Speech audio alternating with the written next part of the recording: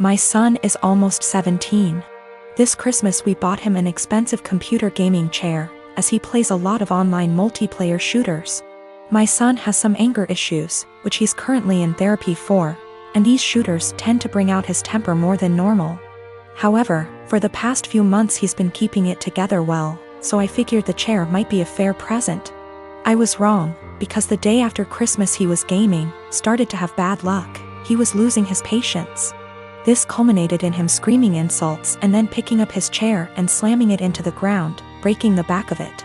After talking him down, we had a very serious conversation about him no longer being allowed to play multiplayer games while under my roof until his therapist feels comfortable with his progress, talked about coping mechanisms, etc. However, I made it very clear this was unacceptable and he would be grounded. We've had these heart-to-hearts many times, so it's not like every time he has an outburst I'm making light of it. It's a serious issue and treated like such. However, when he came to me later that day and told me he'd like me to replace the chair because it was a gift, he really liked it and it would only be fair, the frustration, disbelief and disappointment in his behavior boiled over and I started laughing hysterically. As in a full laughing fit, barely able to breathe or talk. The more he'd plead his case, the harder I'd laugh. Repeatedly asking him how it was fair in his mind to have me replace a gift I paid for that he broke in anger. This obviously pissed him off more, which led to him getting emotional, but I just couldn't seem to stop myself. I tried walking out of the room and asking him to drop it, but every time he'd say, "But I need a chair." Or, "What am I supposed to do now?" I'd laugh again. I tried explaining that I'm not laughing at his feelings. I'm laughing at how absurd it is for him as a teenager to expect me to replace he can't be bothered to treat with respect, and then whine about it when he broke it. He's still pissed about it, and feels slighted. I feel bad for laughing, and honestly wonder if I had some sort of mini stress break myself.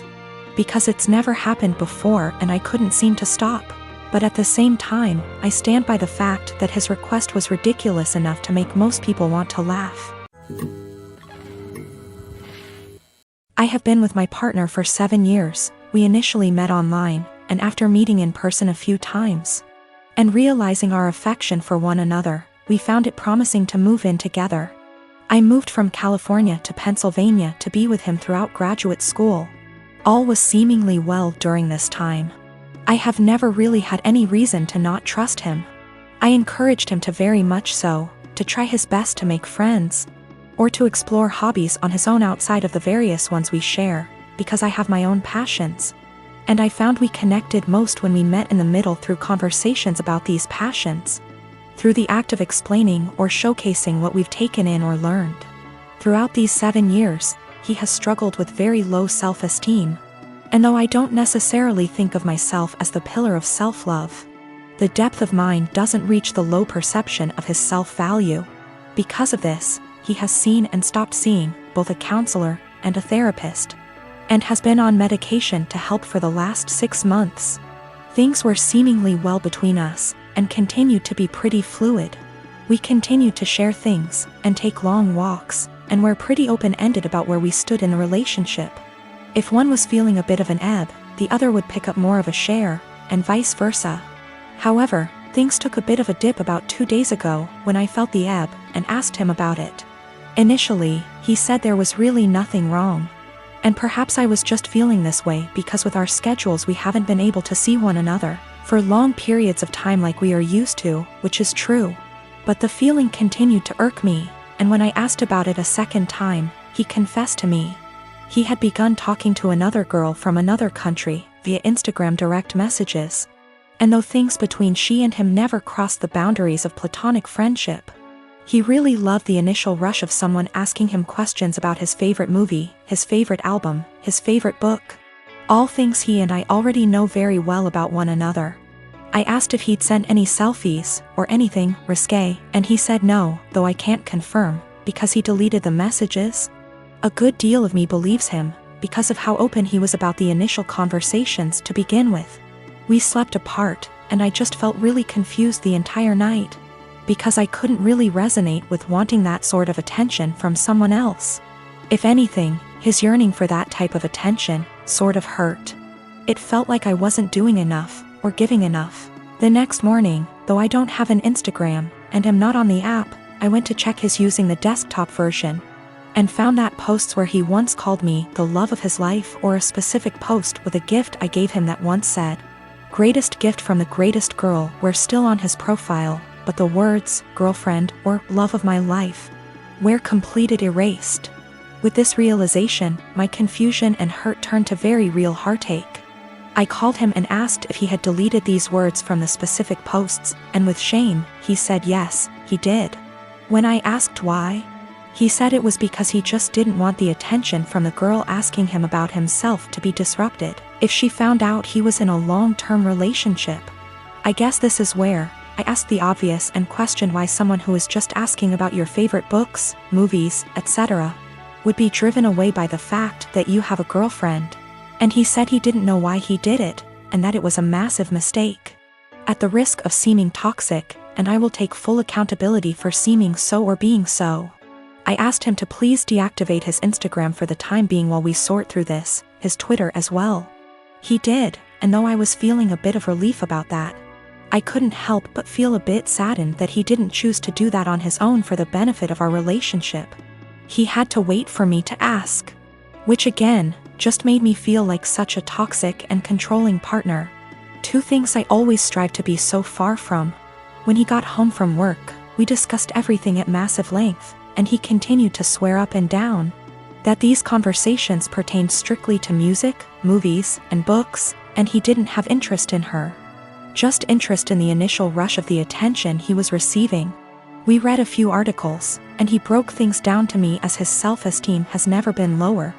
Despite his career as a doctor being at a high, and his finances in order, he felt things with his music weren't taking off. And with that came a feeling that he wasn't special, and it was nice for someone to make him feel that way. I felt shame and asked him if I wasn't doing enough or giving enough to him to make him feel that way. He said, I defiantly was. But my love, and attention and affection, became a pillar he could rely on, and got used to, so with new attention came a rush. And he liked that. I asked him if he wanted to be single, and find that rush in dating new people. And he kept insisting that that's so far from what he wants. He wants to remain a couple, and do all he can to work on these things together. Though I can't help but correlate that feeling he enjoys with the feeling of a first date. Which hurts, of course.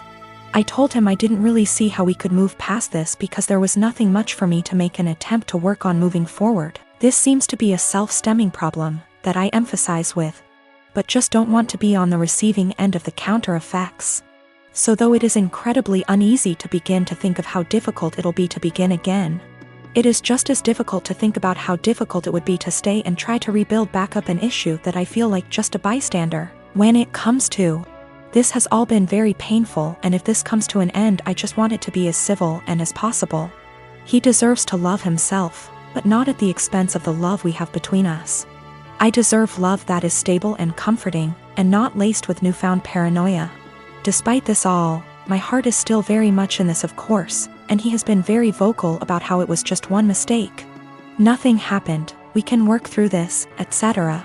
And I secretly keep hoping he will make a step, any step really, to showcase these words and implement action, seek a new therapist. Find the two of us a relationship counselor, buy a book on self-help or on how couple conquer affairs, anything at all. Without me having to be the one to ask him. I just want him to have that yearning that he continues to say he has, but instead of saying it, I was him to show me. That makes me irrational or just plain dumb. I believe to be in a state where I can handle either answer, or something completely different just the same. Do all think I'm blowing something completely out of proportion? Given how this was an exchange of conversation between him and another girl for just a few days, and his erasure of me on his profile was only for about 2 days? This has been a first in this relationship, this has been a first in my life truthfully. I just felt completely vulnerable and isolated. There's this girl that lives in my uni halls. We're not roommates, but we are flatmates. We are both 19 years old. Let's name her Kaya. I met her in September when we started university and moved into halls. We're not best friends, but we are friendly. We don't really spend much time together. Over time, my friends noticed that Kaya tried to copy me in everything. It started slowly, accessories and some clothes. Nothing major. I didn't even notice until people started pointing it out to me. I have a rather distinct style and she started copying it. I don't know the style and she's free to wear what she likes, but it's the exact same copies of my outfits, which is very odd. But then, it started going further.